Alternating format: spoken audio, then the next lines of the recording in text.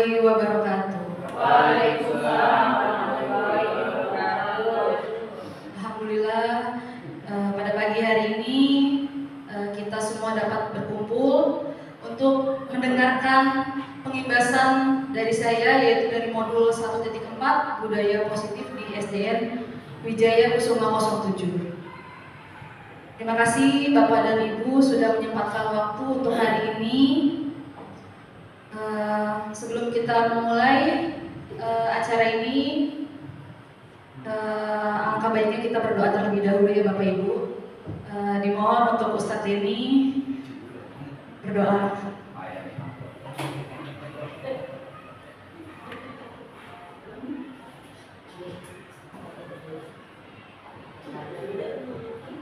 Bismillahirrahmanirrahim. Assalamualaikum warahmatullahi wabarakatuh. Marilah kita sama-sama berdoa semoga diberikan kemudahan dan kelancaran dan sukses pada akhirnya. Wa fa'ala ya karim ya zalzal Allahumma shalli ala sayyidina Muhammadin fil awwalin wal akhirin wa barik wa sallim radhiyallahu ta'ala kulli syai'in rasulillahi ajma'in. Amin amin ya Allah ya rabbal alamin. Allahumma shalli ala sayyidina Muhammad wa ala ali sayyidina Muhammad. Allahumma fir lana dzunubana li walidina wa jami'il muslimin wal muslimat wal mu'minina wal mu'minat al ahya'i minhum wal amwat. Allahumma anfa'na bima 'allamtana wa 'allimna ma yanfa'una wa zidna ilman nafi'an bi rahmatika ya arhamar rahimin. Rabbana ya Allah atina fid dunya hasanah wa fil akhirati hasanah wa qina adzabannar. Wa sallallahu Muhammad wa alihi wasallam. Subhana rabbika rabbil izzati amma yasifun wa salamun alal mursalin walhamdulillahi rabbil alamin. Sekian, terima kasih. Assalamualaikum warahmatullahi wabarakatuh. Terima kasih Ustadz Denny. Selanjutnya yaitu sambutan dari Ibu Kepala Sekolah untuk kegiatan hari ini. Waktu dan tempatnya saya persilakan Bu.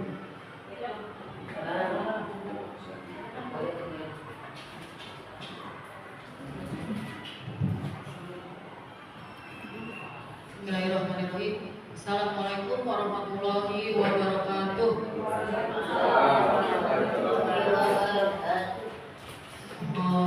HP-nya jangan dilihatin aja ya.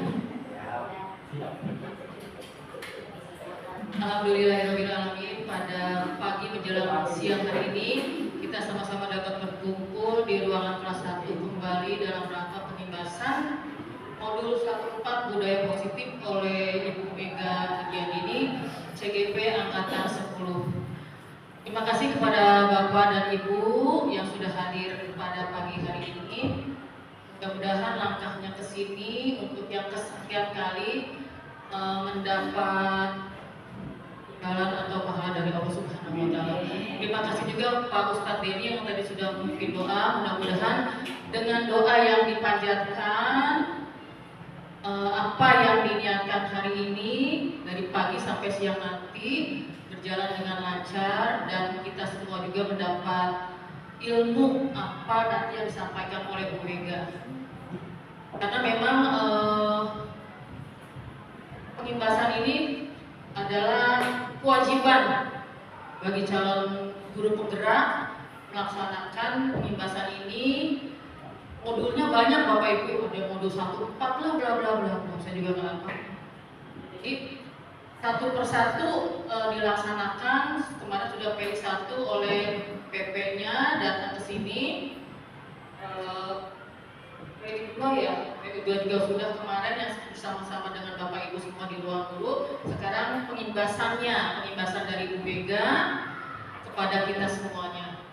Mudah-mudahan Bu Mega juga dalam menyampaikannya nanti lebih percaya diri ya, dan bisa membagi ilmunya kepada kita semuanya.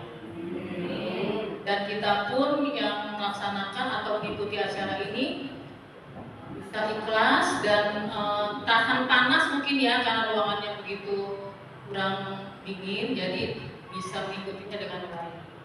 Nggak ada lagi kata-kata mungkin. Visi belum dibikin. Kita tepuk aja ya, tepuk yang kemarin Bu Mega, sekarang saya ambil deh sekarang.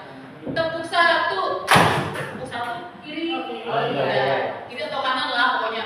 Tepuk satu, tepuk dua, betul. Jadi kanan, kiri. Tepuk tiga,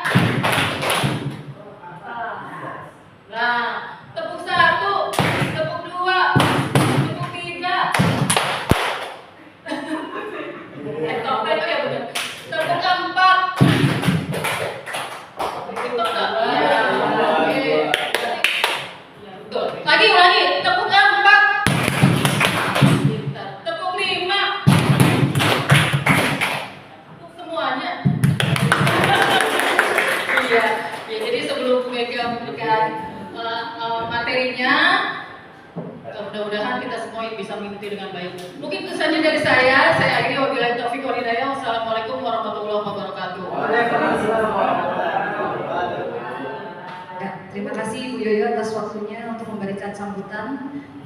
Selanjutnya saya akan memulai materi untuk pengimbasan modul 1.4 Budaya Positif ISDN Wijaya Kusuma 07.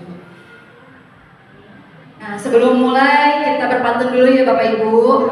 Ya, jangan lupa cakepnya ya.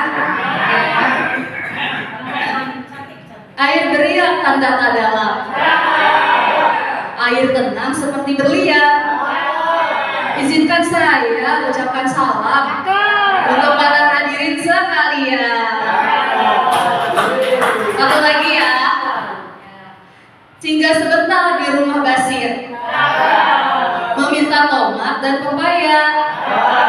Untuk Anda yang telah hadir, ya, salam hormat dari saya. Terima kasih Bapak Ibu. Nah, ini perkenalkan, yang ini adalah Bapak fasilitator saya, Bapak Sutrisno, dia dari Yogyakarta. Dan kemarin juga kita sudah sempat bertemu dengan PP saya atau pengajar praktik, yaitu Ibu Diani Tias. Dan sekarang saya sendiri, Ibu Mega Pujianini. Sudah kenal Bapak Ibu?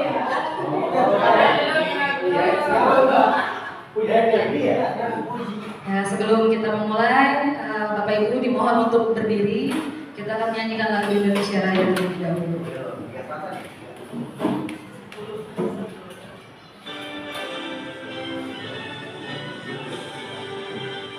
Indonesia tanah airku, tanah tumpah darahku. Di sanalah aku berdiri, jadi pandu hidupku. Indonesia kebangsaanku, bangsa dan tanah airku.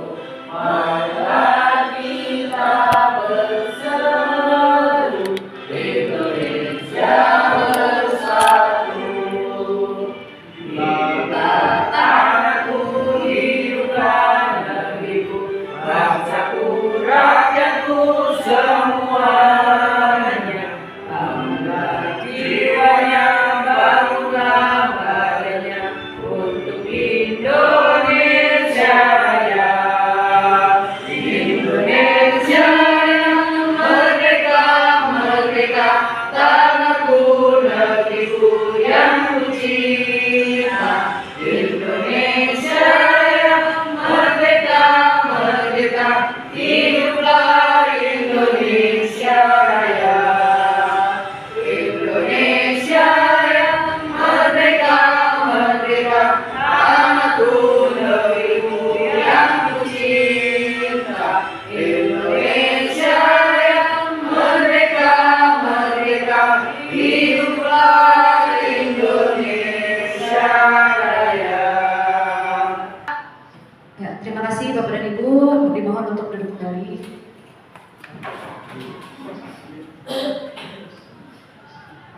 Di sini ada pertanyaan pemantik.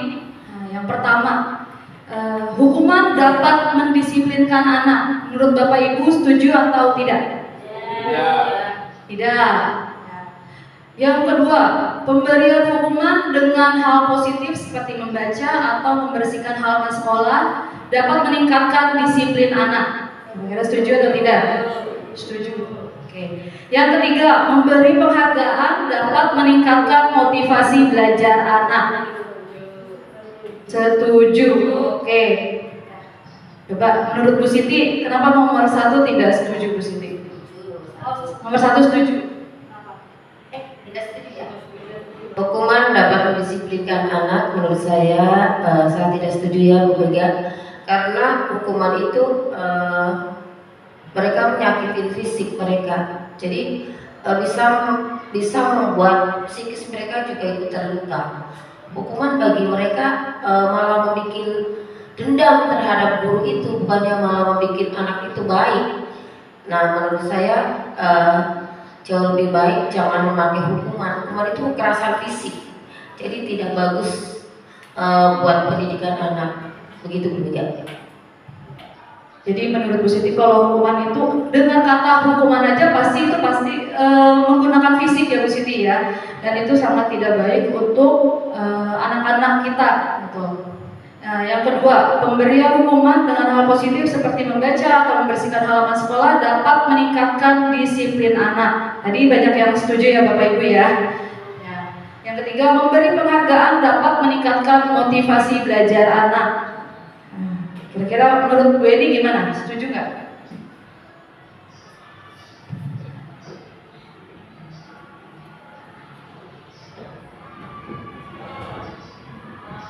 Menurut saya mungkin untuk pembelajaran waktu zaman dulu mungkin setuju kali ya memberikan penghargaan itu dapat meningkatkan motivasi anak.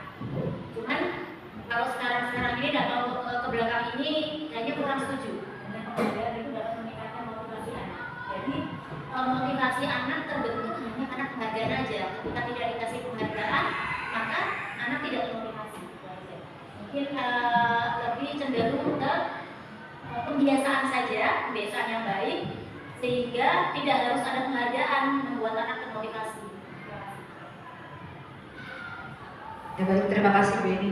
Jadi menurut Bu Eni kalau memberi penghargaan itu untuk sekarang ini tidak setuju ya Bu Eni ya, karena nanti anak-anak akan kalau ada penghargaan dia ada motivasi buat belajar, tapi kalau nggak ada penghargaan, nggak dapat hadiah ya mereka belajarnya seperti biasa lagi gitu, malas-malesan ya. Oke. Nah di sini budaya positif ya. Jadi budaya positif ini yaitu nilai-nilai, keyakinan-keyakinan dan kebiasaan-kebiasaan di sekolah yang berpihak kepada murid agar murid dapat berkembang menjadi pribadi yang kritis, penuh hormat dan bertanggung jawab. Ya. Jadi di budaya positif ini sangat baik untuk anak didik kita ya Bapak Ibu agar mereka dapat memiliki pribadi yang baik gitu, dan penuh hormat serta tanggung jawab kepada tugasnya, kepada kehidupannya seperti itu. Lanjut, latar belakang. Suasana positif sangat mendukung dalam menciptakan pembelajaran yang kondusif. Karena dengan suasana yang positif, murid dan guru akan menemukan suatu kondisi pembelajaran yang menyenangkan. Sehingga proses pembelajaran dapat berjalan tanpa adanya suatu beban atau paksaan, tapi menjadikan suatu kebutuhan. Suasana positif juga akan membantu menggerakkan moral yang positif bagi murid, sehingga karakter murid tidak hanya terbentuk dari akademik atau intelektualnya saja, tetapi juga dari lingkungan yang ada. Jadi suasana positif ini sangat sekali dibutuhkan oleh anak didik kita gitu, sehingga mereka bisa lebih menggerakkan moral yang positif gitu kan. Terus proses pembelajaran juga bisa menjadi semakin lancar.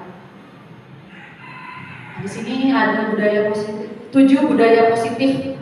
Yang pertama itu perubahan paradigma belajar. Yang kedua tadi budaya positif. Yang ketiga motivasi perilaku manusia. Yang keempat kebutuhan dasar. Yang kelima posisi kontrol restitusi. Yang keenam itu keyakinan kelas, dan yang terakhir segitiga restitusi. Oke, di sini ada sebuah permainan ya. Saya membutuhkan 2 orang dari Bapak atau Ibu. Ada yang mau bersedia? Saya tunjuk aja Pak Denny. Ayo maju lagi Pak Denny. Pak Denny dengan Bu Eni. Ayo.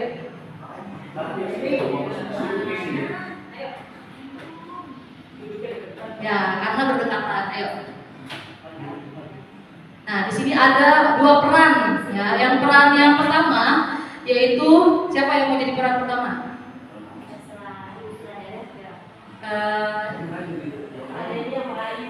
Ya, Bu Eni yang jadi pemeran A ya. Bu Eni menyiapkan 1 kertas dan 1 tulisan.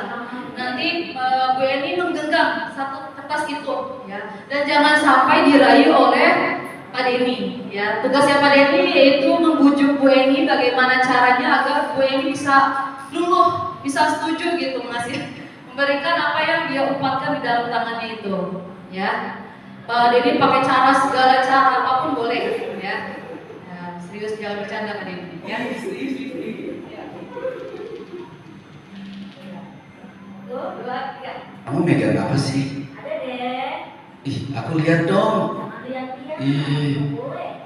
kayaknya yang aku sukai deh. Boleh gak aku minta? Jangan. Boleh pakai ancaman, Hah? boleh pakai rayuan gitu ya Pak. Boleh gak?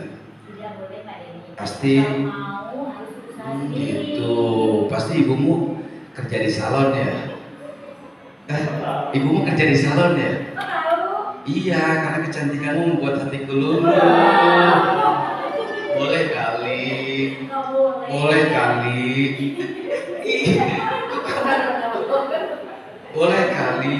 Nggak boleh, harus usaha sendiri. Oh Pak Denny. gitu. Itu di tangannya coba ada apa itu di tangannya coba? Merah-merah loh. Enggak, itu di tangannya. Itu di dalam di tangannya ada apa itu? Ini. Ya udah kalau kamu nggak mau ngasih ya udah kamu nggak usah main ke rumahku lagi. Ya. Apa? Ntar aku nggak kasih uang jajan selama 1 bulan. Hah? Ya. Makanya aku pengen Pak Denny harus punya usaha sendiri untuk Oh mendapatkan gitu. daya yang sama dengan aku. Kalau aku ambil langsung ke bank nggak apa-apa. Oh itu mencuri namanya. Oh gitu. Ya udah deh. Pokoknya kalau kamu nggak mau ngasih aku ya udah. Nanti aku nggak mau berteman dengan kamu. Ya Ya udah nggak apa-apa. udah. Ya, tapi jangan duduk dulu Pak Denny. Ya. Gimana menurut Pak Denny nih? Jadi perannya B bagaimana? Bagaimana gitu dari ya ternyata merayu itu bagaimana? Ya memang setiap manusia kan berbeda. Ya, setiap manusia berbeda. Kalau kita merayu tergantung dari orang yang dirayu. Gitu. Kita memang harus tahu titik kelemahan dari orang yang dirayu tersebut. Gitu. Dan kalau kita mengetahui titik kelemahannya, insya Allah dia akan memberikan apa yang kita mau. Itu seperti itu. Boleh. Ya tepuk tangan Pak Denny. Kalau menurut Bu Eni? Kalau menurut saya, apa yang sudah kita dapatkan, kita harus mempertahankannya. Gitu. Apapun yang terjadi, kita harus mempertahankannya. Gitu. Jadi, walaupun kita dapat rayuan, walaupun kita dapat ancaman, walaupun kita dapat tekanan, kita harus tetap mempertahankan apa yang sudah kita dapatkan. Terima kasih, tepuk tangan untuk Pak Denny dan Bu Eni ya. Betul ya. Kita harus mempertahankan apa yang kita punya gitu. Jangan sampai tergoda dengan rayuan bahkan ancaman dari orang lain. Harus konsisten juga terhadap diri kita sendiri ya. Selanjutnya ya. Perubahan paradigma teori kontrol atau teori pilihan, ilusi kontrol. Nah, dari ilusi yang tadi, guru mengontrol murid, ya, guru yang mengontrol murid untuk menjadi lebih baik lagi, ya. Terus ilusi bahwa kritik dan membuat orang merasa bersalah dapat menguatkan karakter. Jadi jangan menyalahkan kalau kita dikritik kita langsung marah gitu. Kita lihat dulu kritikannya itu baik atau tidak untuk kita. Kalau misalnya kritikannya baik, ya kita ambil kritikan itu dan kita perbaiki apa yang masih kurang di dalam diri kita. Selanjutnya, ilusi bahwa semua penguatan positif efektif dan bermanfaat. Ya. Jadi penguatan positif itu sangat bermanfaat sekali untuk kita. Nggak ada penguatan positif yang tidak bermanfaat. Ya. Selanjutnya, ilusi bahwa orang dewasa memiliki hak untuk memaksa. Ya, di sini tadi kebanyakan orang dewasa itu pasti memaksa, gitu ya, memiliki hak untuk memaksa, seperti kayak kita guru memaksa untuk anak-anak bisa jadi lebih baik lagi, seperti itu. Selanjutnya yaitu perubahan paradigma simulasi respon teori kontrol atau teori pilihan. Siapa sesungguhnya yang memiliki kontrol itu? Ya. Stimulasi respon, kita mencoba mengubah orang agar berpandangan sama dengan kita. Ya. Teori kontrol pilihannya, kita berusaha memahami pandangan orang lain tentang dunia. Ya. Jadi kita nggak boleh semua orang itu harus sama pandangannya sama kita gitu. Tapi kita harus menghargai, ya, harus memahami pandangan orang lain tentang dunia ini. Selanjutnya, perilaku buruk dilihat sebagai suatu kesalahan.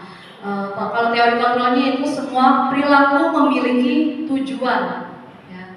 Terus orang lain bisa mengontrol saya. Kalau teori kontrolnya hanya Anda yang bisa mengontrol diri Anda. Ya, jadi orang lain nggak bisa mengontrol saya. Orang lain nggak boleh mengikuti kemauannya gitu ya. Hanya saya sendiri yang bisa mengontrol diri saya, gitu. Bukan orang lain yang mengontrol saya. Selanjutnya, pemaksaan ada pada saat bujukan gagal. Seperti tadi ya pada ini, bujukannya gagal, ancamannya tidak boleh main ke rumahnya lagi. Nah itu yang nggak boleh. Tapi seharusnya berkolaborasi dan konsensus menciptakan pilihan-pilihan baru. Kalau misalnya tadi kan dipaksa kalau nggak mau dikasih tahu nggak boleh main. Nah seharusnya ya udah kalau nggak dikasih tahu kita tetap main bersama ya, gitu. Itu kan lebih baik, seperti itu. Terus model berpikir menang atau kalah. Jadi perilaku yang ini nggak boleh nih. Aku harus menang, nggak mau kalah gitu kan. Seharusnya itu model berpikir menang-menang. Kita yakin menang nggak ya? Nggak harus yakin kalah. Disiplin positif, yaitu disiplin positif adalah pendekatan mendidik anak untuk melakukan kontrol diri dan pembentukan kepercayaan diri. Ya. Jadi disiplin positif ini membuat anak-anak kita itu semakin percaya diri dan tidak mudah malu gitu ya. Dia yakin akan dirinya bisa, seperti itu.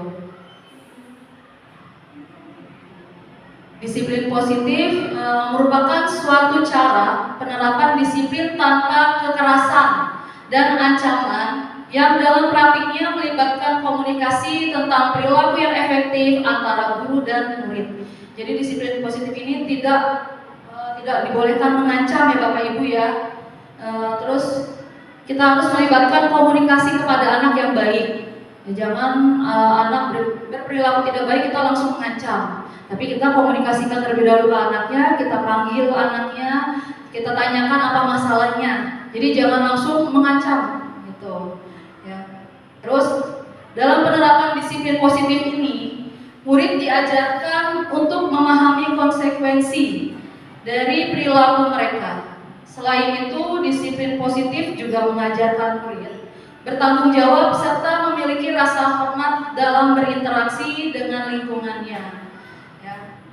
Mereka di disiplin positif ini mereka itu harus tetap bertanggung jawab dan memiliki rasa hormat kepada lingkungannya, baik di lingkungan rumah, di lingkungan sekolah ataupun di lingkungan masyarakat.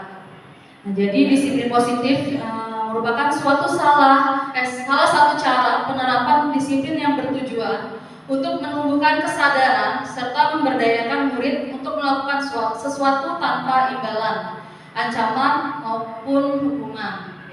Jadi disiplin positif ini udah jelas ya Bapak Ibu. Kita nggak boleh mengiming-imingkan nanti kamu dapat nilai 100 kalau kamu disiplin. Nanti kamu Bapak kasih atau Ibu kasih hadiah. Nah itu nggak boleh. Kita nggak boleh memberikan berupa imbalan. Terus ataupun ancaman. Atau nanti kamu kalau tidak menuruti Ibu, kamu akan dapatkan nilai 0 seperti itu. Atau nanti kamu tidak naik kelas. Nah itu juga tidak boleh. Ataupun hukuman, misalnya kalau kamu nggak mengerjakan PR lari 10 kali, nah, 10 kali di lapangan itu juga tidak boleh Bapak Ibu.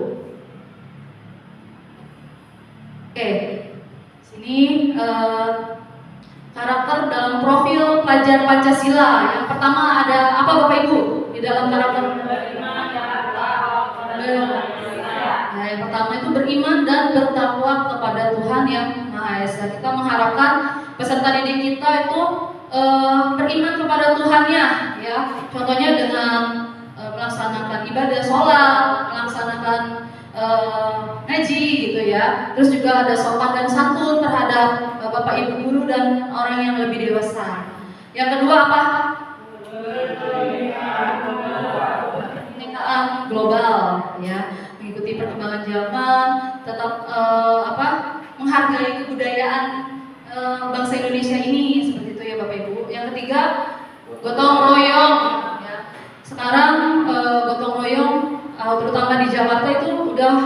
sangat menurun ya Bapak Ibu ya.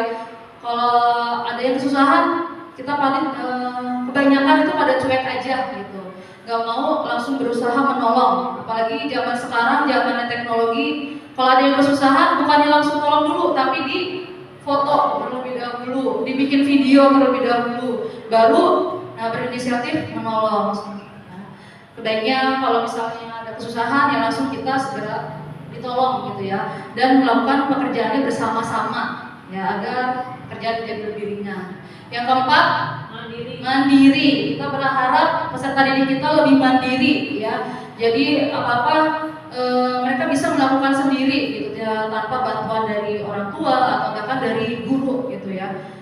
Terus bernalar kritis. Nah, di dalam bernalar kritis ini diharapkan siswa dapat mengungkapkan apa yang mereka tahu gitu, dapat berbicara langsung jika ditanya oleh Bapak Ibu guru tanpa malu ya. Yang keenam itu kreatif. Nah, diharapkan peserta didik dapat lebih kreatif lagi di dalam pembelajaran ya. Selanjutnya motivasi perilaku manusia.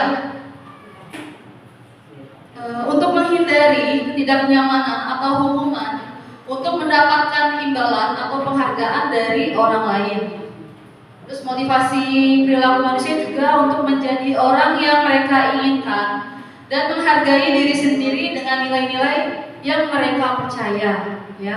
Jadi motivasi dalam belajar itu diharapkan peserta didik tidak motivasinya karena ingin dapat imbalan makanya mereka belajar. Karena ingin mendapatkan ujian, makanya mereka rajin masuk sekolah, ya. Tetapi keinginan mereka belajar itu karena keinginan sendiri, begitu, tanpa paksaan dan hukuman. Ya. Selanjutnya, teori motivasi perilaku manusia.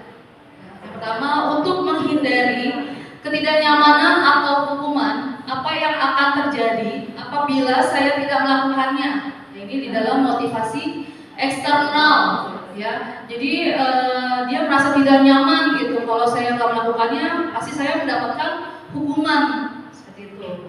Yang kedua, untuk mendapatkan imbalan dari orang lain atau institusi, apa yang akan saya dapatkan apabila saya melakukannya. Ini juga masih motivasi eksternal ya. Jadi dia berharap apa yang dia kerjakan nanti berharap dapat imbalan gitu, dapat pujian, dapat nilai yang baik. Nah, itu motivasi eksternal dari motivasi perilaku manusia. Yang ketiga, untuk menghargai diri sendiri, saya akan menjadi orang yang seperti apa bila saya melakukannya.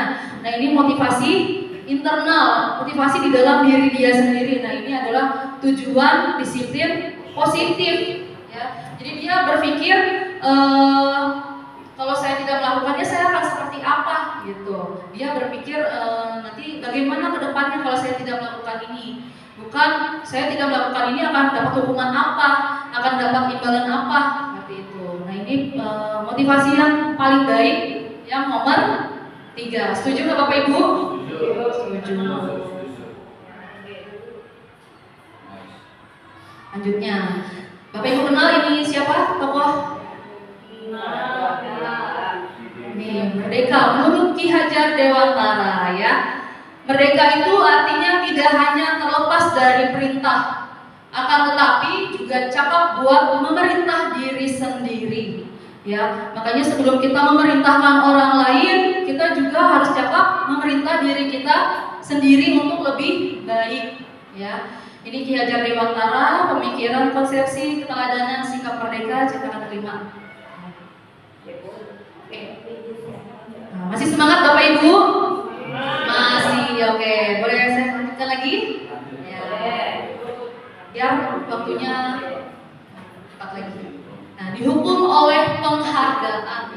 Ya. Bahwa penghargaan berlaku sama dengan hukuman dalam arti meminta atau membujuk seseorang melakukan sesuatu untuk memenuhi suatu tujuan tertentu dari orang yang meminta atau membujuk. Dorongannya eksternal dan akan ada faktor ketergantungan. Beberapa dampak dan pemberian penghargaan. Nah, di sini ada pertama yaitu pengaruh jangka pendek dan jangka panjang ya. Ternyata dihukum oleh penghargaan menimbulkan, kalau jangka pendeknya seperti apa Bapak Ibu? Nah, misalnya kita melakukan, anak murid kita melakukan sesuatu dan kita memberikan hukuman oleh penghargaan. Ya, bagaimana? Ya, anak akan menjadi sedih ya. Oke, yang kedua, penghargaan menghukum. Nah, dia memberikan penghargaan tapi sebenarnya itu dia lagi menghukum gitu ya peserta didiknya. Dan anak akan merasa kok penghargaannya tapi seperti hukuman gitu. Yang ketiga, penghargaan mengurangi ketepatan ya. Jadi, saya mau mengumpulkan tugasnya tepat waktu biar dapat imbalan, dapat penghargaan. Tapi kalau saya ngumpulin tugas yang tidak tepat waktu, pasti saya mendapatkan hukuman seperti itu, ya. Terus penghargaan menjadi tidak efektif, padahal gurunya memang niat untuk memberikan penghargaan, tapi sama peserta didik disalahartikan gitu ya. Kalau kita bisa mengerjakan tepat waktu, kita akan dapatkan penghargaan terus nih, gitu. Terus penghargaan merusak hubungan, ya. Contoh hubungan antar murid A dan murid B. Murid A dikasih penghargaan gitu ya berupa pujian, sedangkan murid B karena dia nggak selesai mendapatkan hukuman, pujiannya pun pujian kritik gitu ya, tidak dihukum secara fisik, tapi akan membuat dua peserta didik ini akan merasa kok dibeda-bedakan seperti itu ya, nanti akan merusak hubungan pertemanan antara si A dan si B. Terus penghargaan menurunkan kualitas ya. Nah, penghargaan menurunkan kualitas ini contohnya kalau saya tidak mengerjakan PR pasti tidak diapa-apain sama Bapak Ibu guru seperti itu. Kalau saya mengerjakan tugas tepat waktu juga nggak dikasih apa-apa sama Bapak Ibu guru. Nah, itu akhirnya membuat mereka menurunkan kualitas belajar mereka seperti itu ya Bapak Ibu. Terus penghargaan mematikan kreativitas, jadi membuat anak-anak semakin malas dan gak mau berkembang gitu, gak mau menunjukkan karyanya mereka ya. Terus penghargaan mengurangi motivasi intrinsik. Lanjut Bapak Ibu, bentuk program kebajikan atau apresiasi ya. Dalam memberikan apresiasi pengakuan perlu diingat ada beberapa hal ya Bapak Ibu, yaitu beri pengakuan secara khusus ya. Pemberian secara khusus yaitu bagi misalnya anak-anak yang mengumpulkan tugasnya tepat waktu, diberikan pengakuan seperti itu. Terus memberikan pengakuan secara pribadi ya. Pribadi itu maksudnya tanpa orang lain tahu gitu, kita memberikan penghargaan atau pengakuan itu. Yang ketiga, beri pengakuan kepada semua murid tetapi secara bergantian ya. Jadi semua murid pasti kita memberikan pengakuan gitu. Terus beri pengakuan secara konsisten ya. Hari ini beri pengakuan, besok anak-anak kita cuekin, nah itu yang nggak boleh. Makanya kita harus konsisten. Terus fokus pada proses ya, fokus pada proses saat pembelajaran itu terjadi. Ini ada 5 kebutuhan dasar manusia. Yang pertama apa Bapak Ibu? Kebutuhan bertahan hidup ya. Manusia itu pasti memiliki kebutuhan bertahan hidup. Bagaimana besok kita akan melakukan kegiatan ini, bagaimana kita makan, bagaimana kita bisa mendapatkan minum ya. Itu adalah contoh dari kebutuhan hidup. Nah, terus kebutuhan kasih sayang dan rasa diterima ya. Ada nggak yang di sini yang nggak butuh kasih sayang? Ada ini butuh kasih sayang? Butuh ya. Nah, butuh kasih sayang, butuh rasa diterima. Misalnya kita melakukan tugas, kita sudah berusaha semaksimal mungkin, tapi dicuekin atau diacukan, nah itu merasa ya sedih ya, kopi gitu ya. Yang ketiga, penguasaan ya. Manusia membutuhkan penguasaan, power terhadap dirinya. Dia ingin menunjukkan apa sih kelebihan kita gitu, pasti kita akan tunjukkan ya. Yang keempat yaitu kebebasan ya.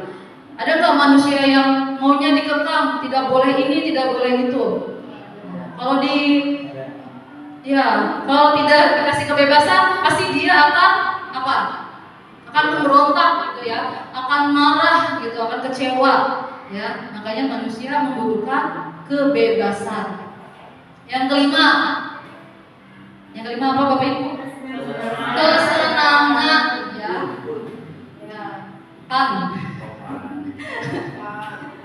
Kesenangan ya. Kita butuh kesenangan, kita butuh membuat diri kita itu bahagia ya. Gak ada manusia yang maunya sedih, ya maunya murung ya. Pasti kita maunya bersenang-senang ya. Seperti hari ini, apakah bersenang-senang Bapak Ibu? Nah, tunjukkan senangnya. Ya, senang Pak Hamdan hari ini? Sangat senang ya. Di sini ada posisi kontrol seorang guru ya. Yang pertama yaitu guru ternyata sebagai penghukum. Yang kedua guru sebagai teman. Yang ketiga guru pembuat merasa bersalah. Yang keempat guru sebagai pemantau, dan yang terakhir guru sebagai manajer. Bapak Ibu, kira-kira posisi kontrol mana sih yang baik untuk diri kita? Manajer. Kenapa manajer? Kenapa? Karena seorang manajer itu pasti bisa mengatur, memberikan solusi, memberikan masukan, ya, itu. Oke, sekarang ini penjelasannya. Di sini guru sebagai penghukum. Ciri-cirinya yaitu nada suaranya tinggi, ya, nada suaranya tinggi, menyakiti, matanya melotot. Ya, siapa yang matanya melotot? Ya, matanya melotot. Terus dia itu jarinya menunjuk-nunjuk, kayak kamu. Ya, ciri-cirinya itu jarinya menunjuk dan menghardik. Ya. Nah, di sini contoh kata-katanya. Patuhi aturan saya atau awas. Nah, di sini ada ancamannya ya Bapak Ibu ya. Nadanya juga tinggi. Ingat, patuhi aturan saya, kalau tidak awas. Nah, ini contoh ya penghukum ya. Terus sebagai penghukum. Ya, selalu kamu yang terakhir mengumpulkan tugas. Itu kata-kata yang sebagai penghukum. Nah, di sini hasilnya anak akan seperti apa Bapak Ibu? Down, terus sedih. Ya, anak akan memberontak, anak akan marah ya, dan akan menyalahkan orang lain gitu. Gara-gara kamu nih saya kena hukuman gitu. Ya, gara-gara mama tadi lupa bantuin saya ngerjain PR. Nah, akhirnya dia menyalahkan orang lain dan marah gitu. Ya. Nah, nanti murid juga akan berpikir, biarin saja, nanti juga marah-marah lagi Bu Guru kalau aku nggak mengerjakan PR. Ya, betul nggak Bapak Ibu? Ya, kalau kita marah-marah, kita menghukum, anak juga pasti pikirnya nggak apa-apa, besok juga diomelin lagi, nggak apa-apa diomelin doang, ya nggak masalah. Nanti besok nggak ngerjain PR juga diomelin doang, nggak diapa-apain, gitu. Ya, terus dampaknya bagaimana kepada anak? Nah, anak akan mengulangi kesalahan yang sama. Ya, jadinya tidak ada perubahan karena berpikirnya nggak apa-apa, cuma diomelin aja gitu. Jadi akan terus berulang lagi, mereka akan mengulangi kesalahan yang sama. Nah, di sini pembuat rasa bersalah, ya, ciri-cirinya yaitu nada suaranya melemas, ya, terus halus dan sedih. Nah, di bahasa tubuhnya yaitu merapat kepada anak dan lesu. Ya, contohnya kayak ini. Ibu sangat kecewa sekali dengan kamu. Ya, nadanya lesu, terus kayak melemas gitu kepada anak ya. Terus bagaimana kalau orang tuamu tahu kamu berbuat seperti ini? Nah, jadi anak berpikirnya akan merasa bersalah gitu ya Bapak Ibu. Hasilnya yaitu anak akan menyembunyikan perasaannya, ya. Terus akan mengelak atau bahkan berbohong. Ya. Kalau kita nadanya lemah, pasti akan enggak Bu, saya enggak melakukan itu, saya tidak mencontek Bu.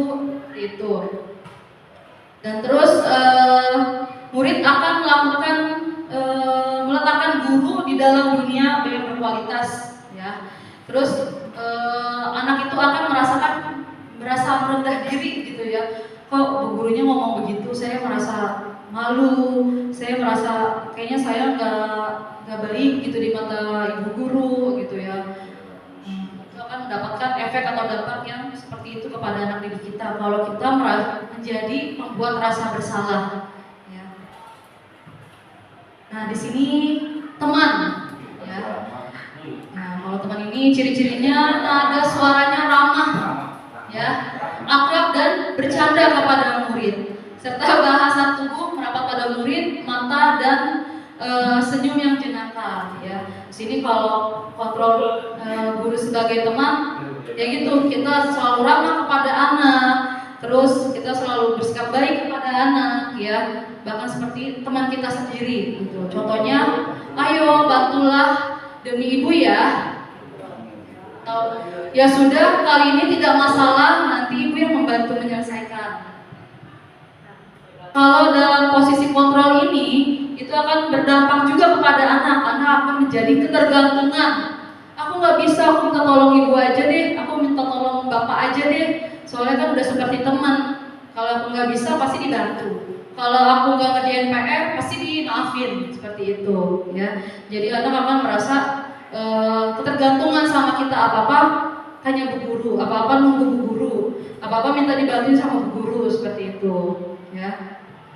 Nah, dampaknya kepada anak kalau kita di posisi kontrol sebagai teman, yaitu anak akan menjadi lemah, tidak mandiri dan akan bergantung terus kepada bapak ibu guru, ya. Kalau kita memposisikan sebagai teman, maka anak-anak juga akan menganggap mereka butuh bapak ibu guru, gitu. Mereka akan ketergantungan sama kita, apa-apa harus tunggu instruksi atau tunggu bantuan dari bapak ibu guru, ya. Selanjutnya yaitu guru sebagai pemantau. Nah, di sini nada suaranya datar, bahasa tubuhnya normal, ya Bapak Ibu. Contohnya, apa yang telah kamu lakukan, sanksi apa atau konsekuensinya apa, ya. Itu sangat datar, dia cuma guru hanya menanya kejadiannya aja, menanyakan konsekuensinya seperti apa, ya. Dan ini juga akan membuat siswa menyesuaikan diri bila diawasi, ya. Karena dipantau nih sama Pak Denny, saya harus hafalan deh, harus bisa hafalan surat-surat pendek karena dipantau sama Pak Denny. Coba kalau Pak Denny tidak memantau, anak akan menghafalkan tidak? Tidak, ya. Nah, anak-anak tidak akan menghafalkan surat-surat pendek karena tidak ada yang memantau. Tapi kalau Bapak Ibu guru dalam posisi memantau, ya anak-anak akan takut juga gitu. Mereka akan mengerjakan sesuai perintahnya guru gitu. Kalau guru memperhatikan baru dikerjakan. Kalau gurunya lagi nggak memperhatikan, anak-anak akan santai lagi atau cuek lagi, ya. Ini dampaknya akan menimbulkan menitik beratkan pada sanksi atau hadiah untuk dirinya, ya. Kalau sudah dipantau, akhirnya dia melakukan pekerjaan. Kalau nggak dipantau, ya udah santai lagi, gitu ya. Dan terakhir ini posisi yang seharusnya dimiliki oleh bapak dan ibu guru, ya. Ini posisi sebagai manajer, ya. Kalau seorang manajer itu ciri-cirinya nada suaranya tulus, bahasa tubuhnya tidak kaku dan mendekat ke murid, ya. Seperti apakah kamu meyakininya? Jika kamu meyakininya, apakah kamu mau memperbaikinya? Nah, itu kan seorang manajer pasti menanyakan solusi, mencari jalan yang terbaik untuk kasus peserta didik kita, gitu ya.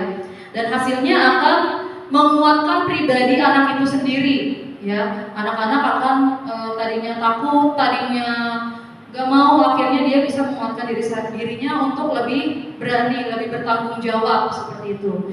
Dan dampak pada murid yaitu mereka akan mengevaluasi diri mereka sendiri, ya. Terus bagaimana cara memperbaiki dirinya, ya. Jadi mereka mencari solusinya, mencari cara jalan keluarnya untuk memperbaiki diri dia yang kurang seperti itu. Oke, di sini kayaknya Bapak Ibu guru sudah ngantuk ya. Nah, kita ice breaking dulu ya Bapak Ibu. Ayo bangun. Ya, ayo berdiri ya. Nah, ini lagu yang viral ya. Nah, anak-anak juga tahu, pasti Bapak Ibu juga tahu.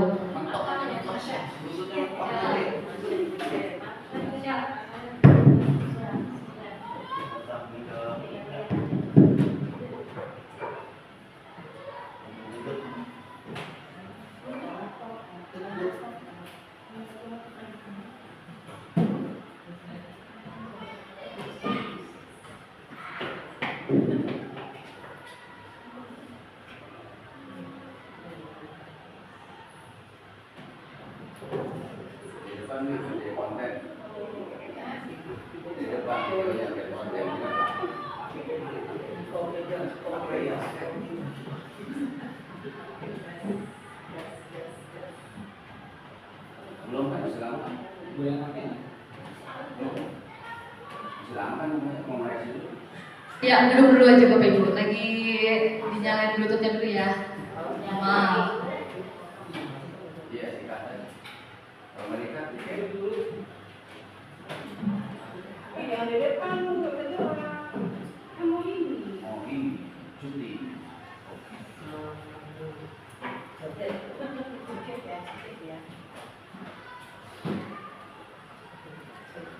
Bentar lagi ya.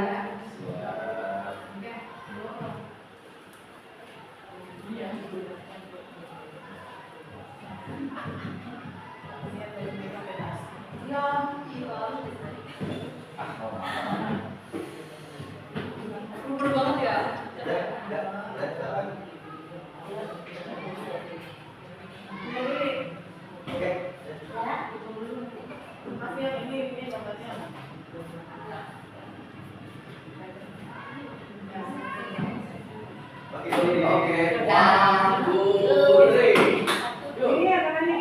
Ya, ikutin gerakannya ya Bapak Ibu ya.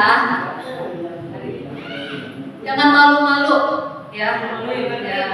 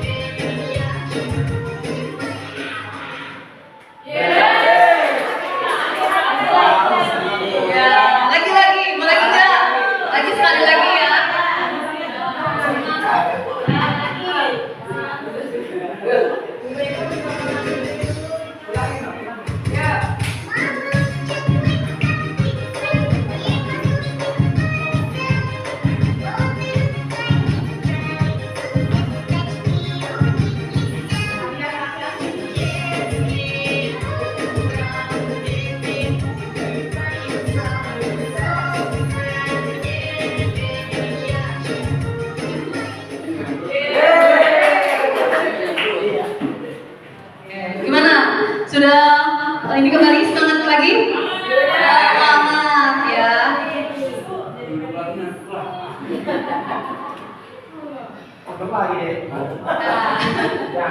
Jangan ngantuk dong, harus semangat ya Bapak Ibu ya. Karena ini materinya juga sangat baik gitu kan untuk kita mengimplementasikan di depan anak-anak kita gitu, di dalam kelas, di dalam lingkungan sekolah ya. Oke, kita lanjutkan lagi ya Bapak Ibu. Ya, di sini langkah mewujudkan disiplin positif. Ya, untuk mewujudkan disiplin positif ini kita harus membuat keyakinan kelas, ya, yaitu bentuk kontrak belajar yang berlaku untuk siswa dan guru. Ya, dan keyakinan kelas ini bukan cuma di dalam kelas aja, gitu kan? Bukan cuma guru kelasnya aja yang bikin keyakinan seperti ini. Guru agama, guru olahraga, guru bahasa Inggris pun juga harus membuat keyakinan kelas. Ya. Jadi jika anak-anak melanggar atau tidak konsisten dengan peraturan yang ada, nah mereka kan mendapatkan konsekuensinya seperti itu. Nah, di sini ada contoh keyakinan kelas di kelas saya, yaitu di kelas 4A. Yang pertama, ayo ucapkan terima kasih kepada siapapun. Kenapa kok buat keyakinan kelasnya mengucapkan terima kasih? Ya, karena kebanyakan anak-anak itu kalau misalnya minta tolong atau apapun tidak mengucapkan terima kasih. Sangat berat dan sangat sulit untuk mengucapkan terima kasih kepada orang lain, ya. Contohnya kayak mengumpulkan tugas, ini Bu tugas saya. Nah, mereka langsung pergi. Nah, makanya diharuskan untuk mengucapkan terima kasih, ini Bu tugas saya, terima kasih, gitu kan. Nah, yang kedua yaitu sambutan teman, ya, membantu teman. Nah, di sini membantu teman, anak-anak kita sekarang sudah mulai berkurang ya Bapak Ibu ya untuk saling menolong gitu. Kalau temannya kesusahan ya mereka cuek-cuek aja, tidak mau membantu. Membantu hanya beberapa teman saja gitu. Kalau teman yang nggak dekat nggak mau ditolongin, nggak mau dibantu. Makanya ya pilih-pilih gitu, pilih-pilih teman yang untuk ditolongin, ya. Ya. Apalagi kalau ada imbalannya baru ditolongin. Nanti kalau mau jajanin ya, nah itu baru ditolongin. Tapi kalau nggak ada imbalannya ya nggak mau membantu. Nah itu makanya kita buat keyakinan kelas di kelas 4A harus saling membantu kepada siapapun. Yang ketiga, mendengarkan dan memahami pelajaran yang diberikan. Kalau Bapak Ibu guru lagi menjelaskan, anak-anak harus kondusif, harus mendengarkan apa yang sedang dijelaskan, ya, agar ilmu yang diberikan mereka tangkap dengan baik gitu dan mereka bisa terapkan. Yang selanjutnya, jangan membuang sampah sembarangan, ya. Ini sih harusnya udah kewajiban manusia ya, harus menjaga lingkungan, menjaga kebersihan. Tapi namanya anak-anak mungkin ada sedikit kelalaian dan lupa, makanya kita tulis di keyakinan kelas kita untuk menjaga kebersihan. Selalu menjaga kebersihan, membuang sampah di tempatnya, ya. Selanjutnya, aktif di kelas. Nah, kebanyakan anak-anak kalau nggak ditanya, mereka nggak akan mau bertanya gitu ya. Makanya ditanya sama gurunya, baru mereka akan menjawab dan memberikan pendapat. Kalau nggak ditanya, pasti mereka akan diam aja. Paham tidak? Paham, pasti begitu. Ada yang mau ditanya lagi? Enggak, nah, karena mereka pengennya cepat selesai gitu. Dan akhirnya harusnya mereka masih nggak ngerti, masih belum paham, ya jadi mereka nggak mau bertanya gitu. Ya udahlah, nggak usah ditanyain, nanti juga bisa dibaca lagi gitu, ya. Terus berkata sopan, ya. Berkata sopan itu jauh lebih baik. Nah, ini PR kita nih Bapak Ibu, agar anak-anak tidak berbicara kasar gitu ya. Mereka harus berbicara dengan sopan. Ketemu Bapak Ibu guru ya sopan, bisa mengucapkan kata-kata yang baik gitu ya. Nah, di sini keyakinan kelas. Keyakinan kelas itu apa sih Bapak Ibu? Nah, keyakinan kelas itu memahami pentingnya memiliki keyakinan kelas sebagai fondasi dan arah tujuan sebuah kelas yang akan menjadi landasan dalam memecahkan permasalahan di dalam kelas. Ya, tadi kalau anaknya ada yang berbicara nggak sopan, tadi keyakinan kelas kita sudah ada, sudah jelas berbicara dengan sopan. Berarti kalau kamu berbicara tidak sopan, kita sudah membuat konsekuensinya seperti apa gitu ya. Jadi anak-anak lebih berbicara itu lebih baik lagi gitu ya. Selanjutnya, nah di sini ada pertanyaan, Bapak Ibu dijawab ya. Kira-kira ini hukuman atau konsekuensi sih? Ya. Pertama, mencatat 100 kali di dalam buku kalimat saya tidak akan terlambat lagi karena terlambat. Hukuman. Kenapa bisa hukuman? Ya, karena membuat anak ya merasa tersiksa harus menulis 100 kali di buku. Ya. Apa? Tapi, nah mereka jadinya merasa lelah kok. Ya, diberikan hukuman untuk menulis. Ya. Nah yang kedua, lari mengelilingi lapangan basket 2 kali karena terlambat hadir ke sekolah. Hukuman ya Bapak Ibu ya. Nah, Yang ketiga, murid diminta untuk push up 15 kali karena tidak menggunakan masker di sekolah. Hukuman menggantikan kertas tugas temannya yang telah dicoret-coret. Konsekuensi ya. Terus membersihkan tumpahan air di meja tulis karena tersenggol pada saat belajar. Konsekuensi murid disuruh untuk mengenakan sepatu seharian di sekolah karena tidak mengenakan sepatu berwarna hitam. Hukuman. Dan yang terakhir, lari mengelilingi lapangan basket 2 kali karena terlambat 10 menit untuk pelajaran PJOK. Oke, kita lihat ya jawabannya benar atau tidak. Tada, benar atau tidak tadi jawabannya? Benar ya. Yang pertama itu hukuman. Ya. Yang kedua juga sama, masih hukuman tuh karena dia lari karena terlambat hadir ke sekolah. Yang ketiga dia push up, tidak menggunakan masker. Ya. Yang selanjutnya menggantikan kertas tugas teman yang telah dicoret-coret, ini konsekuensinya. Karena dia sudah mencoret-coret, dia harus mengganti. Nah itu konsekuensi ya. Terus membersihkan tumpahan air di meja tulis karena tersenggol pada saat belajar, itu juga konsekuensi. Ya. Terus lari mengelilingi lapangan basket 2 kali karena terlambat 10 menit untuk pelajaran PJOK, itu konsekuensi. Ya. Nah, berarti di pelajaran lain juga boleh membuat keyakinan kelas, bukan cuma guru kelasnya aja. Ya tadi guru PJOK, guru bahasa Inggris pun harus membuat keyakinan kelas. Ya, agar anak-anak ya bisa lebih tanggung jawab. Oke, di sini ada perbedaan antara hukuman, konsekuensi, dan restitusi. Ya, pertama hukuman. Bedanya itu hukuman bersifat tidak terencana atau tiba-tiba. Ya, tiba-tiba maksudnya ada murid terlambat, kamu maju ke depan gitu kan. Nah, itu kan tiba-tiba gitu, karena melihat ada anak yang terlambat akhirnya memberikan hukuman gitu. Terus hukuman bersifat satu arah dari pihak guru yang memberikan dan murid hanya menerima suatu hukuman tanpa melalui kesepakatan ya.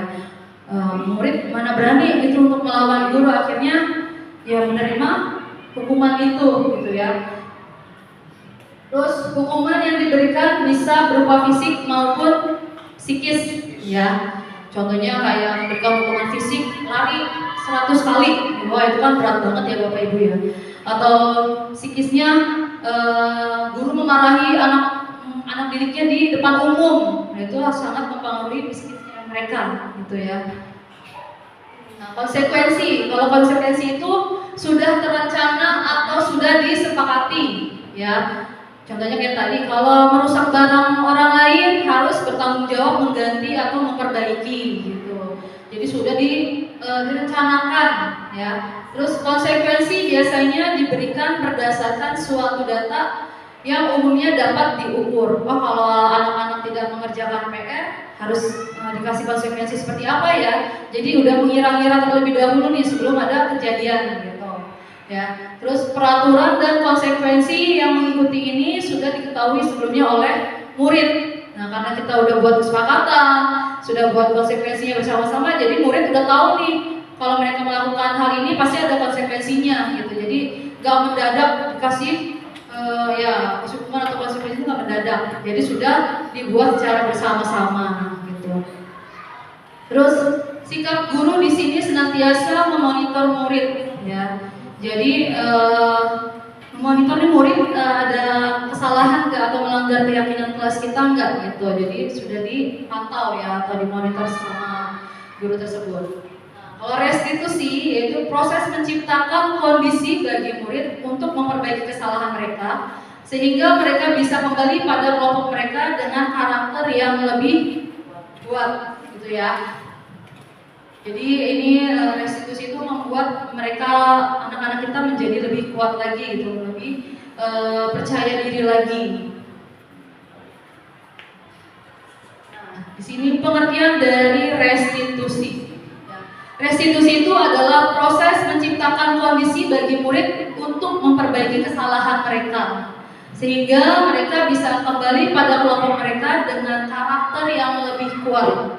Restitusi juga merupakan proses kolaboratif yang mengajarkan murid untuk mencari solusi untuk masalah mereka dan membantu murid berpikir tentang orang seperti apa yang mereka ingin atau menjadi tujuan mulia dan bagaimana mereka harus memperlakukan orang lain. Itu dari dosen 2004 ya. Jadi restitusi ini sangat diciptakan untuk membuat murid kita untuk menjadi lebih baik gitu ya, dan memiliki karakter. Ya, di sini ada 9 ciri-ciri restitusi. Yang pertama yaitu bukan untuk menebus kesalahan ya, namun untuk belajar dari kesalahan. Selanjutnya memperbaiki hubungan. Terus restitusi ini tawaran bukan paksaan. Ya. Terus restitusi menuntun untuk melihat ke dalam diri dan mencari kebutuhan dasar yang mendasari tindakan. Selanjutnya restitusi diri adalah cara yang paling baik. Dan restitusi adalah fokus pada karakter bukan dari tindakan mereka. Terus restitusi fokus kepada solusi dan mengembalikan murid yang berbuat salah pada kelompoknya ya Bapak Ibu. Nah, di sini ada gambar segitiga restitusi ya. Pasti kita juga udah sering mendengar sih apa sih segitiga restitusi itu, bagaimana sih caranya gitu kan menerapkan segitiga restitusi kepada murid kita. Ya, yang pertama kita menanyakan keyakinan dulu. Jika contohnya ada salah satu anak datangnya terlambat, ya kita menerapkan nih segitiga restitusi ini kepada anak tersebut. Pertama kita tanyakan dulu keyakinan kelas apa sih yang sudah kamu langgar gitu kan, yang sudah kamu tidak patuhi gitu kan, tidak datang ke sekolah tidak tepat waktu Bu gitu kan. Nah kita menstabilkan identitasnya nih. Nah, kamu bukan satu-satunya yang pernah melakukan kesalahan itu. Nah, setiap orang juga pasti melakukan kesalahan gitu ya. Tapi kita harus mencari bagaimana solusinya agar kamu tidak terlambat gitu kan. Nah, kita harus yang ketiga validasi kebutuhan anak tersebut ya. Kamu tentu punya alasan gitu kenapa kamu datang terlambat. Ya, pasti punya alasan tersendiri gitu kenapa anak tersebut datang terlambat, dan ternyata datang terlambat itu karena mereka begadang, bangunnya jadi kesiangan. Nah, kita mencari cara yang lebih efektif untuk mendapatkan apa yang kamu butuhkan. Nah, berarti kamu tidurnya harus jangan malam-malam gitu kan. Tidurnya jam 9 atau jam 10 itu sudah tidur. Nah, jadi di sini kan mencari solusi ya di dalam segitiga restitusi ini. Nah, menstabilkan identitas. Menstabilkan identitas itu berdasarkan prinsip bahwa berbuat kesalahan adalah proses pembelajaran, tidak mengkritik murid yang sedang berbuat salah. Ya, kita bisa mengajukan pertanyaannya, misalnya membuat kesalahan sesuatu yang wajar, manusia tidak ada yang sempurna. Terus guru berkata, ya, berbuat salah itu tidak apa-apa, tidak ada manusia yang sempurna. Saya juga pernah melakukan kesalahan seperti itu. Kita bisa menyelesaikan ini. Bapak Ibu tidak tertarik mencari siapa yang salah, tapi Bapak Ibu ingin mencari solusi dari permasalahan ini, dan kamu berhak merasa begitu. Apakah kamu sudah menjadi teman yang baik buat dirimu sendiri? Nah, ini ada pertanyaan gitu ya, pertanyaan guru untuk anak murid yang sedang bermasalah. Nah, memvalidasi tindakan yang salah. Jadi berdasarkan prinsip setiap perilaku berusaha memenuhi suatu kebutuhan tertentu, pernyataan atau pernyataan dengan nada suara yang tidak menghakimi atau memojokkan. Ya. Juga pertanyaannya, kamu melakukan karena mempertahankan sesuatu yang penting bagimu. Kamu melakukannya bukan karena alasan tertentu. Ya. Nah, guru berkata, padahal kamu bisa melakukannya yang lebih buruk dari ini ya. Terus kamu pasti punya alasan mengapa melakukan hal itu. Kamu patut bangga pada dirimu sendiri karena kamu telah melindungi sesuatu yang penting buatmu. Dan kamu boleh mempertahankan sikap itu, tetapi harus menambahkan sikap yang baru. Nah, di dalam validasi dan menanyakan keyakinan. Saat perilaku telah divalidasi dan telah stabil, maka murid telah siap mengaitkan keyakinannya dengan tindakan yang salah. Ya, nilai-nilai apa yang telah kita sepakati? Seperti apa gambaran kelas yang ideal menurut kamu? Ya. Oh, tadi maaf saya yang pertama menjelaskannya terbalik ya Bapak Ibu ya. Harusnya yang terakhir itu menanyakan keyakinan kelasnya. Nah di sini guru berkata, apa nilai yang kita percaya di kelas atau sekolah kita? Nilai-nilai universal apa yang telah kita sepakati? Kelas yang idealis itu seperti apa sih? Atau kamu ingin jadi anak yang seperti apa? Terus apa yang kamu rasakan ketika melakukan itu? Kamu menjadi orang yang seperti apa? Nah, ini ada beberapa perkataan dari Bapak Ibu guru yang digunakan untuk anak-anak. Oke, hal yang perlu diperhatikan dalam segitiga restitusi yaitu perilaku selalu dikaitkan dengan keyakinan kelas. Jadi suatu tindakan harus dikaitkan lagi dengan keyakinan kelas yang sudah kita buat, gitu ya. Kesediaan yang bersalah untuk memperbaiki kesalahan, penyelesaian masalah berkaitan dengan permasalahan perlu ditanyakan waktu untuk memperbaiki kesalahan. Ya, setelah kita tanyakan keyakinan kelas, kita memberikan waktu bagaimana cara untuk memperbaiki kesalahan kamu, gitu. Nah, di sini ada beberapa foto dokumentasi kegiatan disiplin positif di lingkungan Wijaya Kusuma 07 ya. Yang pertama, ini ada gambar anak-anak yang sedang bermasalah di dalam kelas. Saya panggil dan ini anak-anak sedang bermaafan gitu karena mereka telah melakukan kesalahan. Terus memberikan semangat dan selamat kepada peserta didik yang berprestasi. Kayak kemarin itu Farhan, dia mendapatkan prestasi lomba atletik kalau nggak salah. Nah, terus di sini memberikan semangat peserta didik untuk rajin membaca ya di perpustakaan keliling, dan kita sebagai guru harus mencontohkan disiplin positif, yaitu datang tepat waktu ya Bapak Ibu. Terus mengikuti kegiatan upacara ya. Ternyata bukan peserta didik aja yang menjadi petugas, ternyata Bapak Ibu guru juga bisa gitu kan menjadi petugasnya dan mencontohkan kepada peserta didik. Terus ini ada gambar anak-anak sedang pilih sampah, membuang sampah sesuai dengan ininya gitu ya, sesuai tempatnya. Ini juga ada dokumentasi lagi, anak-anak membuat keyakinan kelas, Bapak Ibu guru melaksanakan kegiatan ini sholat duha bersama. Saya membantu peserta didik untuk mengerjakan tugas kalau mereka mengalami kesusahan gitu ya, dan ya menyambut peserta didik gitu ya saat masuk. Oke, nah di sini kira-kira ada pertanyaan dari Bapak Ibu setelah berdiskusi atau mendengarkan pembahasan saya yang panjang ini. Masih ada yang ingin mau bertanya, Bapak Ibu? Oke. Oh ya, Pak Denny. Pak Denny. Dari penjelasan yang telah dijelaskan masalah kesepakatan kelas dan keyakinan kelas, di antara keduanya itu pasti ada sebuah perbedaan. Nah, yang saya ingin tahu itu perbedaan di antara kesepakatan kelas dan keyakinan kelas. Kita sempat ini juga ya. Nah, kesepakatan kelas itu yaitu kesepakatan yang telah dimusyawarahkan bersama-sama ya Pak Denny ya, antara guru dan murid. Terus membuat peraturan-peraturan yang ada di kelas tersebut. Jadi kata sepakat itu hanyalah kesepakatan yang perlu dipatuhi oleh semua. Jadi kesepakatan yang sudah kita buat bersama-sama, kita juga melakukan kesepakatan itu juga bersama-sama gitu. Harus dipatuhi ya.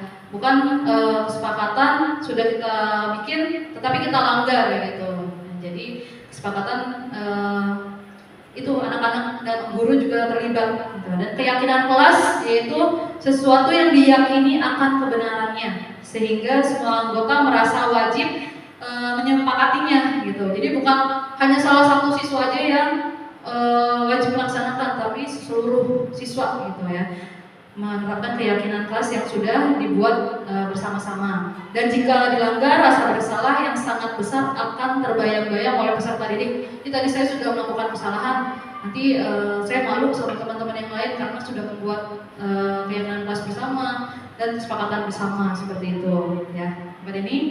Oke. Ya, sama-sama. Ada lagi Bapak Ibu guru? Oh, Ibu Lina, silakan Bu Lina. Terima kasih atas kesempatannya. Ada sedikit yang ingin saya tanyakan Bu Mega. Jadi ada paparan mengenai yang memang kebutuhan dasar. Tadi di dalam paparan tadi kan mata-mata untuk murid ya. Nah, sekarang kita sebagai guru, apakah kebutuhan dasar kita sebagai guru juga harus terpenuhi kebutuhannya? Kemudian jika tidak terpenuhi, apa sih yang terjadi gitu Bu Mega? Terima kasih. Ya, terima kasih Bu Lina. Ya, tadi di ini 5 kebutuhan dasar manusia ya Bu Lina ya. Nah, guru juga perlu gitu terpenuhinya kebutuhan 5 kebutuhan dasar manusia itu ya Bu Lina ya. Nah, agar batin guru atau perasaan Bapak Ibu guru juga baik gitu ya, tentram gitu kan. Jadi bukan hanya murid aja yang membutuhkan 5 dasar kebutuhan manusia, tetapi guru juga perlu ya. Kalau kita tidak ada kebutuhan dasar manusia itu ya pasti belajar atau mengajari anak jadi nggak konsentrasi, jadi sedih gitu kan. Harusnya bisa menunjukkan semangat gitu, malah akhirnya jadi sedih gitu, jadi tidak semangat mengajar. Ya Bu Lina ya. Jadi 5 kebutuhan dasar manusia itu sangat penting untuk guru juga. Jadi untuk semua orang itu penting, bukan cuma untuk guru tapi untuk murid gitu ya. Oke. Ada lagi Bapak Ibu?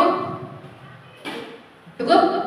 Oke, kalau sudah cukup ya alhamdulillah Bapak Ibu. Ya, alhamdulillah, terima kasih. Ya, alhamdulillah pengimbasan modul 1.4 ini sudah terlaksana dan berjalan dengan baik ya Bapak Ibu ya. Ya, terima kasih atas partisipasinya, atas bantuan, dukungan dan doanya untuk kegiatan saya ini. Saya mohon maaf apabila ada kata dan perbuatan yang tidak baik. Bapak Ibu, terima kasih sudah menyempatkan waktunya. Wabillahi taufiq wal hidayah. Wassalamualaikum warahmatullahi wabarakatuh. Jangan lupa ucapkan alhamdulillah. Terima kasih Bapak dan Ibu.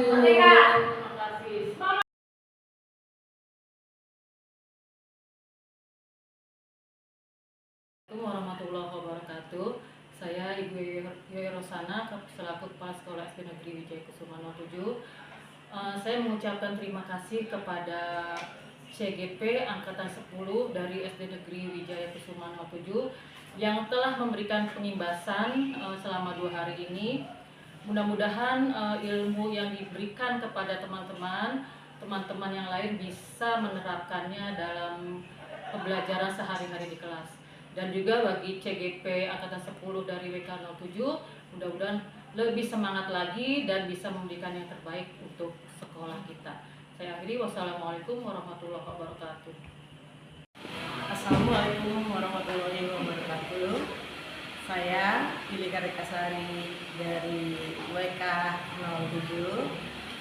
Alhamdulillah dengan adanya pengimbasan dari rekan-rekan CGP Angkatan ke-10 ini menambah wawasan saya serta ilmu saya. Semoga dalam KBM keseharian saya di kelas saya bisa mengikuti dari pengimbasan teman-teman CGP Angkatan 10. Wabillahi taufiq wal hidayah. Assalamualaikum warahmatullahi wabarakatuh. Bismillahirrahmanirrahim. Assalamualaikum warahmatullahi wabarakatuh. Syukur alhamdulillah setelahnya ada pengimbasan budaya positif yang telah diberikan oleh rekan-rekan CGV, sehingga itu menjadi sebuah motivasi bagi saya secara pribadi selaku guru pendidikan agama Islam untuk bagaimana caranya budaya positif ini bisa saya kembangkan dalam pembelajaran di kelas. Terima kasih. Wassalamualaikum warahmatullahi wabarakatuh. Assalamualaikum warahmatullahi wabarakatuh. Saya Eni Faizatin dari SDN Wijaya Kusuma 07. Terima kasih atas pengimbasan hari ini mengenai disiplin positif. Sangat menarik ya. Mudah-mudahan dengan pengimbasan hari ini saya bisa mengaplikasikannya di dalam kelas. Mudah-mudahan anak-anak nanti bisa menjadi peserta didik yang bisa mengikuti apa yang diimbaskan pada hari ini. Terima kasih. Assalamualaikum warahmatullahi wabarakatuh.